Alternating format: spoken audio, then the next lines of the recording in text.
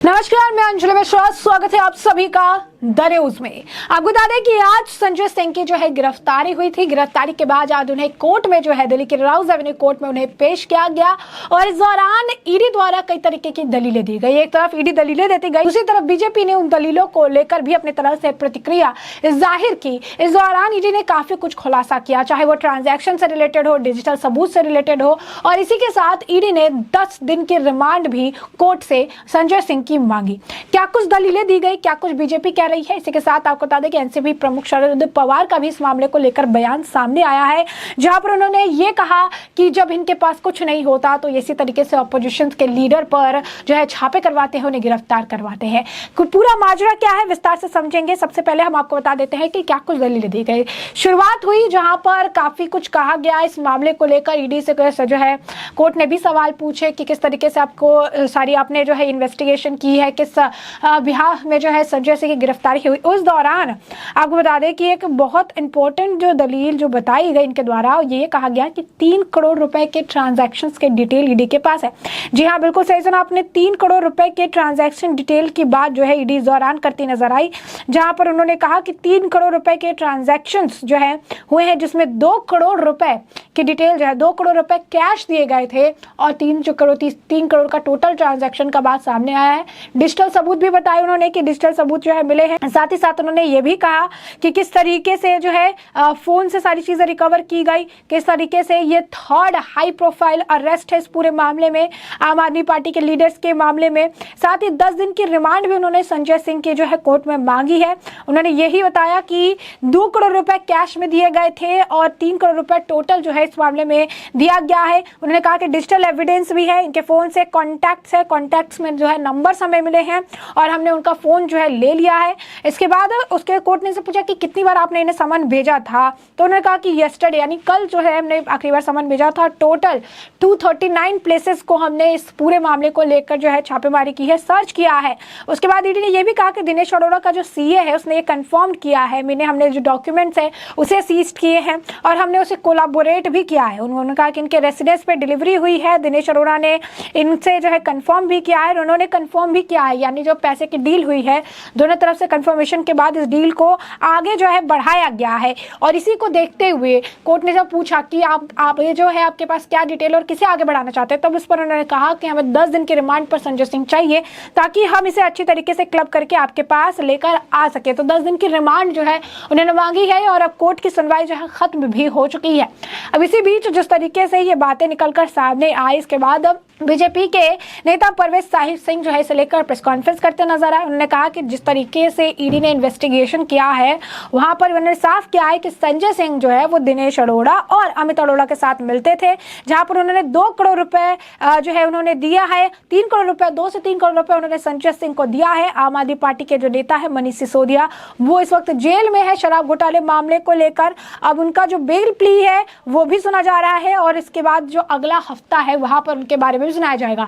यानी ये बहुत ही बड़ा हाई प्रोफाइल केस हो गया है जिसमें बड़े बड़े नेताओं का जेल जाना मानो तय माना जा रहा है, जिसमें अगला नंबर जो है आपको बता दें कि अगला नंबर कहा जा रहा है कि वो वक्त दूर नहीं जिसमें अगला नंबर अगर आप कहेंगे कि अरविंद केजरीवाल का भी हो सकता है, क्योंकि लोग इस पर प्रतिक्रियाएं दे रही हैं और कह रही हैं कि जो हुआ है या फिर जो हो रहा है इसमें कहीं ना कहीं अगर साफ तौर पर देखा जाए तो कनेक्शन जो है वो जुड़ता हुआ नजर आ रहा है। इतना कुछ हो रहा था अरविंद केजरीवाल के नाक के तले और अरविंद केजरीवाल को इसके बारे में कोई जानकारी नहीं है, ऐसा तो हो ही नहीं सकता। आपको बता दें कि कोर्ट में जब उन्हें लेकर जा रहा था, संजय सिंह इस दौरान कह रहे थे कि मोदी जी जो है डरे हुए इस वजह से हमारे खिलाफ कार्रवाई कर रहे हैं। संजय सिंह यही नहीं रुके, कोर्ट में भी उन्होंने अपनी बात जो है उन्होंने कहा, जिसके बाद उन्हें इंटरप्ट भी किया गया। उन्हें ईडी ने कहा कि आप नहीं बोल सकते हैं क्योंकि यहाँ पे आपको बोलने का अधिकार नहीं है। संजय सिंह इस दौरान कहते नजर आए कि अमित अरोड़ा हमेशा इनके साथ था, इतना अनोन आदमी को मैं जो है कैसे जो है उसको मेरा नाम याद नहीं आया, दिनेश अरोड़ा को भी मेरा नाम याद नहीं आया। अचानक ऐसा क्या हुआ कि उसने सारा बयान मेरे खिलाफ दिया। ये जो है झूठ फैलाना है, बेबुनियाद इन्वेस्टिगेशन करना है, अगर मेरी गलती है तो मुझे सख्त से सख्त सजा दे। जिसके बाद ईडी को ये बात नहीं पसंद आई कि संजय सिंह कोर्ट में बोल रहे हैं, तो ईडी ने उन्हें स्टेटमेंट देने से मना किया। इसके बाद संजय सिंह ने कहा मैं तो बस इतना ही कहना चाहता हूं कि मेरे लिए कोई अलग कानून नहीं हो सकता, मुझे एक भी बार समन नहीं नहीं किया गया, आप न्याय की कुर्सी पर बैठे हैं सर। तो ये जो है संजय सिंह द्वारा दलील दी गई, जहां पर कोर्ट के ऊपर जो है फैसला लेना था और इस दौरान ही संजय सिंह जो है बोलते नजर आए। ईडी ने ऑब्जेक्ट किया, उसके बाद भी वो बोल रहे थे, जिसके बाद चीजें सामने आई। इसी के साथ आपको बता दें कि रिएक्शंस जो है लगातार आ रही हैं संजय सिंह को लेकर। शरद पवार भी अब इस मामले को लेकर बोलते नजर आए। शरद पवार ने कहा कि जिस तरीके से ईडी द्वारा संजय सिंह को गिरफ्तार किया गया है, उन्होंने कहा कि मुझे ऐसा लगता है कि जब पोजीशंस के खिलाफ इन्हें कुछ नहीं मिलता है, जब विपक्ष के खिलाफ इन्हें कुछ नहीं मिलता है, तो ये फिर ईडी और सीबीआई जैसे एजेंसीज का गलत इस्तेमाल करते हैं और इसके बाद इस तरीके से जो है जेल में डालने का काम करते हैं। तो ये शरद पवार द्वारा कहा गया है। तो अब देखिए, एक चीज तो है जो ट्रांजैक्शंस की बात कही जा रही थी शुरुआत से, ईडी ने उस बात को फिर से कोर्ट में दोहराया है।